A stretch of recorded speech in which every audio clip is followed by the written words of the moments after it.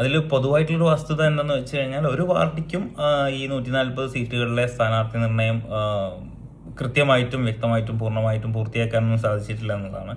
എങ്കിലും അതിനകത്ത് കുറേയെങ്കിലും മെച്ചപ്പെട്ട രീതിയിലുള്ള പ്രകടനം കാഴ്ചവെച്ചിട്ടുള്ളത് LDFും BJP അഥവാ NDAയുമാണ്. അവരുടെ ഒന്നാം ഘട്ട സ്ഥാനാർത്ഥി പട്ടിക പുറത്തുവിടാൻ അത്രമാത്രം ക്ലേശകരമായി അനുഭവിച്ചിട്ടില്ല എങ്കിൽ പോലും UDF ആണ്, അല്ലെങ്കിൽ കോൺഗ്രസിന്റെ കാൻഡിഡേറ്റ് ലിസ്റ്റാണ് ഏറെ പ്രതിസന്ധികൾക്കും ബുദ്ധിമുട്ടുകൾക്കൊക്കെ ശേഷം പ്രത്യക്ഷപ്പെട്ടത്.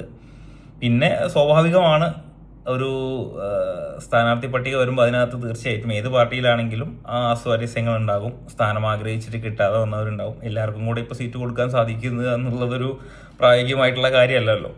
എങ്കിൽ പോലും രാഷ്ട്രീയത്തിൻ്റെ പല വശങ്ങളും ഒക്കെ നോക്കി പ്രായോഗികതയും മറ്റും പിന്നെ സ്വാഭാവിക രാഷ്ട്രീയത്തിൽ ഉൾപ്പെടുന്ന വെട്ടലും തിരുത്തലും ഒക്കെ ഉൾപ്പെടിച്ചുകൊണ്ട് മാത്രമേ നമ്മുടെ നാട്ടിലെ ഒരു സിസ്റ്റം അനുസരിച്ച് ഈ പട്ടിക പുറത്തിറക്കാൻ സാധിക്കുകയുള്ളൂ. അപ്പോൾ അത്തരത്തിൽ എല്ലാ പാർട്ടികളും അവരുടെ കാൻഡിഡേറ്റ് ലിസ്റ്റ് പുറത്ത് വിട്ടിട്ടുണ്ട്. അപ്പോൾ ഇനി നമുക്ക് വരും ദിവസങ്ങളിൽ അതിൻ്റെ ബാക്കിയുള്ള അംഗം കാണാം.